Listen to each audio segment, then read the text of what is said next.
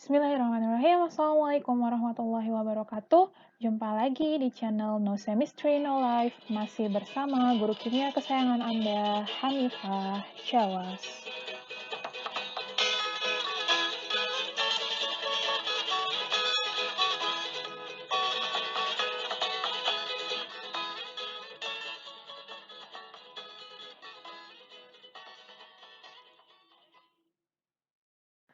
Video ini merupakan video keempat dari pembelajaran mengenai reaksi redoks.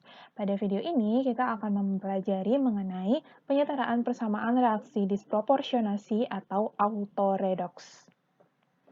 Baiklah, misalnya kita punya contoh soal seperti yang ada pada layar kalian ya, yaitu Cl2 ditambah NaOH menghasilkan NaCl ditambah NaClO3 ditambah H2O. Untuk reaksi yang seperti ini, bagaimana sih cara menyetarakannya? Oke, pertama coba kita lakukan penyetaraan dengan menggunakan metode setengah reaksi dulu ya. Pelan-pelan. Oke, dengan metode setengah reaksi, tentunya kita harus menuliskan setengah reaksi reduksi dan setengah reaksi oksidasinya dulu. Agar menggampangkan, kalian buat dulu dalam bentuk ionnya. Cl2 tetap Cl2, bilox Cl dalam Cl2 karena dia merupakan unsur bebas, berarti biloksi Cl adalah 0. Kemudian ke sebelah lagi, NaOH itu Na plus dengan OH min. Ke sebelah lagi, NaCl itu Na plus Cl min. NaClO3 itu Na plus ClO3 min, H2O tetap H2O saja. Nah, di sini kita langsung bisa tentukan nih, mana kira-kira yang mengalami reaksi, reduksi, dan juga oksidasinya. Biloksi Cl dalam ClO2, bilox Cl dalam Cl2 tadi sudah kita tentukan yaitu 0, kemudian Cl-nya kita lihat ke sebelah, Cl itu menjadi dalam NaCl, berarti biloksi Cl dalam NaCl adalah min 1. Kemudian ke sebelah lagi, karena kita lihat ya di sebelah kiri itu kan ada Na dalam bentuk Na+, di sebelah kanan dalam bentuk Na+, dan Na+ juga. Jadi bukan si Na yang berubah bilangan oksidasinya. Jadi kita curiga yang berubah bilangan oksidasinya adalah si Cl nih. Maka kita tentukan lagi bilox Cl dalam ClO3 min. O itu bilangan oksidasinya min 2, karena ada 3 berarti min 6 ya, harus sama dengan muatan. Muatannya sama dengan min 1, berarti biloksi Cl dalam ClO3 min itu adalah plus 5 gitu. Jadi di sini kita sudah dapatkan nih bilox Cl ya, biloksi Cl berubah dari 0 menjadi min 1 dan plus 5. Kalau 0 menjadi min 1 itu berarti reaksinya reduksi ya, biloxnya turun. Sedangkan dari 0 menjadi plus 5 itu berarti biloxnya naik, reaksinya oksidasi. Maka untuk langkah pertama kita menentukan setengah reaksi reduksi dan setengah reaksi oksidasi, bisa langsung kita tuliskan saja. Reaksi oksidasi berarti kenaikan bilox itu terjadi pada Cl2 menjadi ClO3-. Sedangkan setengah reaksi reduksi, reduksinya itu terjadi pada Cl2 menjadi Cl-. Nah, kalau kita cermati, nih ya, reaksi ini merupakan reaksi autoredoks nih. Karena dari satu si Cl2 ini mengalami reaksi reduksi dan oksidasi secara sekaligus gitu. Berarti dia sebagai reduktor dan sebagai oksidator secara sekaligus. Maka reaksi ini disebut sebagai reaksi autoredoks atau disproporsionasi. Nah, bagaimana cara penyetaraannya? Kita lanjutkan tahapannya setelah kita menuliskan setengah persamaan reaksi reduksi dan oksidasi. Langkah kedua yang kita lakukan adalah kita harus menyamakan jumlah atom selain O dan H. Nah, selain O dan H kan atomnya Cl ya, Cl di sebelah kiri 2, di sebelah kanan masih 1. Sama untuk kedua reaksi, artinya di kedua reaksi ini di sebelah kanan kita harus berikan koefisien 2 atau kita kalikan 2 agar jumlah si Cl-nya sama. Sudah? Kita ke langkah berikutnya, langkah ketiga itu kita menyetarakan jumlah atom O dengan penambahan H2O pada ruas yang. Nah, ini diperhatikan nih. Reaksi ini merupakan reaksi yang terjadi pada suasana basah, karena kalau misalnya kita lihat di sini ada NaOH ya dan H2O, maka di sini reaksinya terjadi pada suasana basah. Oleh sebab itu, berdasarkan aturannya metode setengah reaksi dengan suasana basah, penambahan H2O dilakukan pada ruas yang kelebihan oksigen. Maka kita tambahkan H2O di ruas sebelah kanan. ya kan? Karena yang kelebihan oksigen itu ruas sebelah kanan kan? Kita tambahkan H2O di ruas sebelah kanan. Di sini kita tambahkan H2O.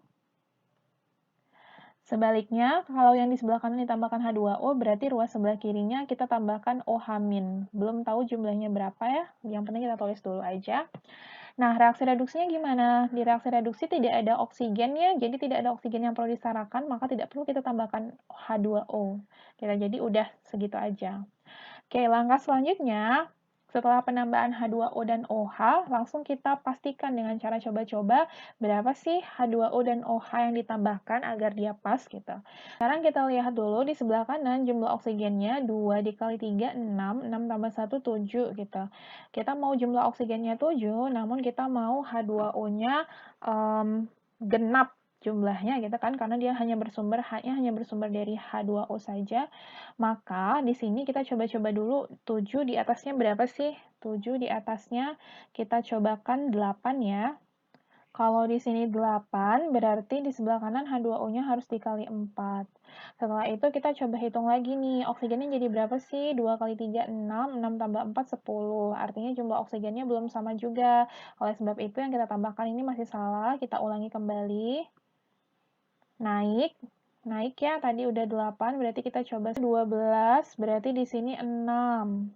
Oke, kita coba hitung kembali, berarti oksigen dan hidrogennya harus 12 ya. Kita lihat di sini 2 kali 3, 6, oksigennya 6 tambah 6, berarti 12. Artinya yang kita tambahkan jumlah dari OH- dan juga H2O-nya sudah benar, yaitu sejumlah 12 OH-, 6 H2O, gitu. Oke, sampai di sana, kita ke langkah berikutnya, yaitu penyetaraan jumlah muatan dengan penambahan elektron. Kita hitung dulu muatannya di sebelah kiri pada reaksi oksidasi, yaitu 12 kali min 1, 12 ya, min 12. Di sebelah kanan, 2 kali min 1, min 2. Artinya, dari yang lebih positif mau jadi yang lebih negatif, dari min 2 mau jadi min 12, berarti di sebelah kanan kita harus tambahkan elektron sejumlah 10 elektron. Sudah? Kita lanjut ke reaksi reduksi. Reaksi reduksi di sebelah kiri ya, ini tidak ada muatan sama dengan 0. Di sebelah kanan 2 kali min 1 sama dengan min 2. Artinya dari 0 mau jadi min 2, kita harus tambahkan elektron sejumlah 2 elektron. Oke, langkah selanjutnya adalah kita penyamaan jumlah elektron dengan mengalihkan dengan bilangan bulat tertentu ya. Elektronnya mau kita samakan 10, 2.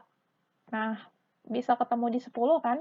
Artinya si 10 ini tetap saja 10, berarti satu reaksi oksidasinya kita kalikan 1, tidak berubah. Sedangkan setengah reaksi reduksinya dari 2 elektron mau jadi 10, berarti kita kalikan dengan 5. Sudah? Artinya reaksi yang di atas itu akan menjadi reduksinya 5Cl2 ditambah 10 elektron menghasilkan 10 Cl-. Kita ke langkah paling terakhir, yaitu penulisan persamaan reaksi total ya. Sebelum kita menuliskan persamaan reaksi total, kita pastikan dulu ion-ion yang sama yang terdapat di ruas kiri, ruas yang berlawanan ya, ruas kiri dan ruas kanan, itu bisa kita langsung sederhanakan atau kita coret. Kita lihat yang sama di sini adalah elektronnya saja ya, sama-sama 10 elektron, berarti langsung kita coret saja. Selain itu tidak ada lagi yang sama, maka kita bisa langsung tuliskan ke bawah turun. Maka ini kita bisa tuliskan Cl2 ditambah 5Cl2 ditambah 12 OH- akan menghasilkan 10 Cl- ditambah 2 ClO3- ditambah 6 H2O. Nah, dari reaksi total ini belum bisa kita langsung nih gunakan. Kenapa? Karena ingat kembali bahwa tadi dari satu reaksi kita pecah menjadi 2 reaksi nih. Artinya ada yang sama. Jika dia terdapat pada ruas yang sama ya, ruas sebelah kiri tanda panah berarti sebelum reaksi atau ruas sebelah kanan tanda panah hasil reaksinya sama, intinya dia ruas yang sama, itu artinya dia harus digabungkan kembali karena tadi yang satu kita jadikan 2 gitu. Maka di sini kalau kalian lihat yang sama adalah Cl2 dan Cl2-nya nih. Maka Cl2 ini harus digabungkan. Kita lihat koefisiennya, si Cl2 yang ini koefisiennya 1, si Cl2 yang ini koefisiennya 5. Maka kita gabungkan bersama reaksi totalnya seharusnya dituliskan yaitu 6Cl2 ditambah 12OH- akan menghasilkan 10Cl- ditambah 2ClO3- ditambah 6H2O. Gitu. Itu ya persamaan reaksinya. Oke, jika kita kembalikan ke persamaan reaksi awalnya, berarti si Cl2 yang ini kan sama dengan Cl2 yang ini ya, sumbernya sama-sama Cl2, maka tinggal kita tambahkan koefisien di depan Cl2 yaitu sejumlah 6. Terus di sampingnya ada 12OH-, OH- itu sumbernya dari NaOH sama aja, berarti di sini kita tambahkan 12 koefisiennya. Terus ke sebelah kanan, Cl- itu bersumber dari NaCl, koefisiennya 10, tinggal kita tulis 10.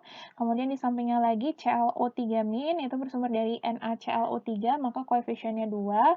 Setelahnya adalah H2O terakhir, koefisiennya 6. Nah, setelah kita masukkan ke persamaan reaksinya yang molekuler, tinggal kita pastikan bahwa reaksi ini sudah setara gitu, dengan memastikan bahwa 3 hal yaitu jenis atom, jumlah atom, dan juga jumlah muatannya sudah sama. Langsung saja di sebelah kiri Cl-nya sejumlah 6 dikali 2, 12. Di sebelah kanan ini ya, 1 dikali 10, 10, ditambah 1 kali 2, 2, berarti 12. Kemudian Na-nya 12, ini 10 tambah 2, 12. O-nya 12, di sebelah kanan 2 kali 3, 6, 6 tambah 6, 12. H-nya 12, di sini 2 kali 3, 6, sorry, di sini ya 12 H-nya. Artinya semuanya sudah sama gitu, dan persamaan reaksinya sudah setara.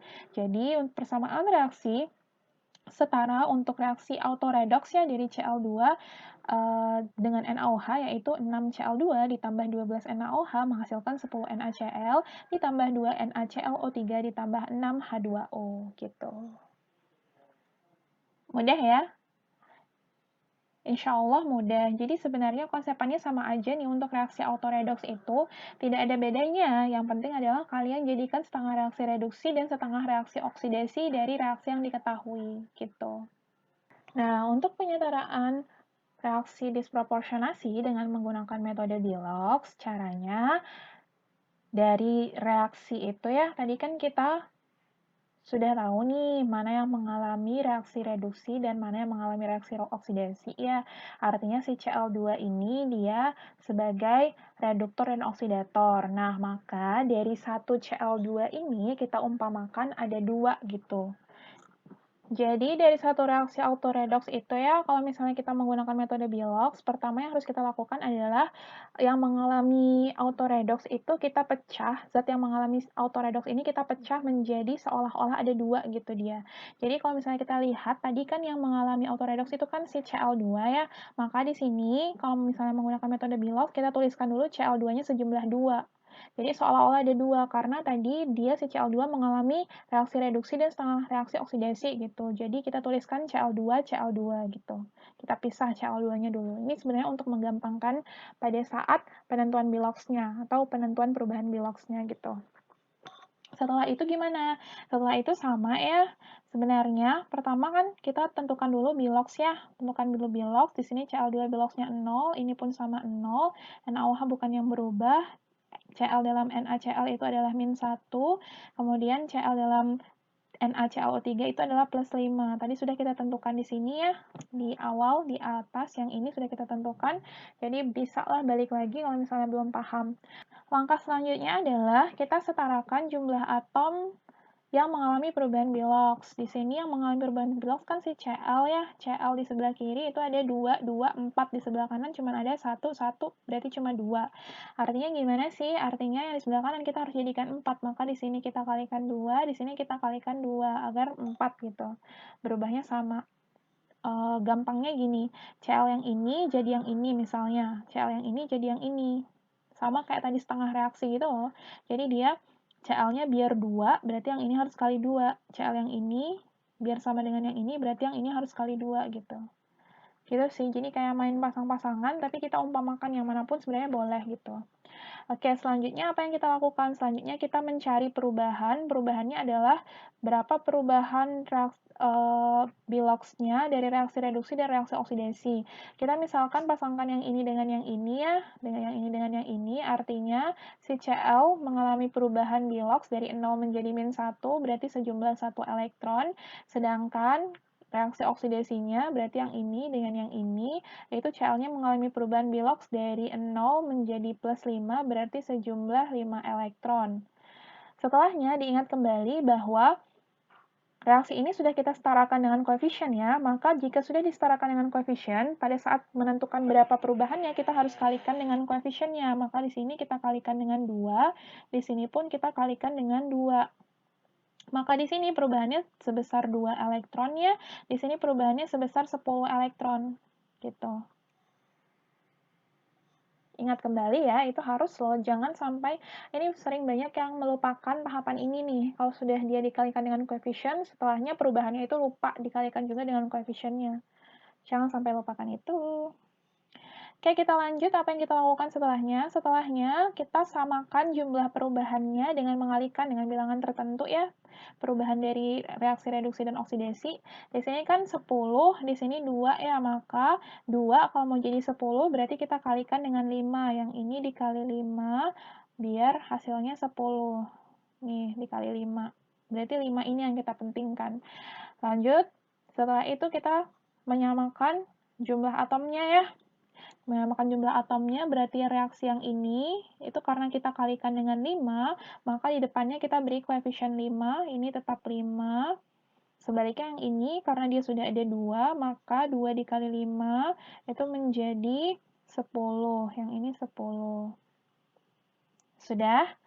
Oke, selanjutnya apa lagi yang kita lakukan? Nah, di sini yang kali kan cuma yang ini reaksi reduksi, reaksi oksidasi kan tetap 10 nih, tidak dikali berapapun, karena dia reaksinya tetap dikali 1, artinya tidak perlu kita tambahkan koefisiennya lagi, atau tidak perlu kita kalikan lagi, tidak perlu kita setarakan lagi, artinya sudah selesai gitu di situ.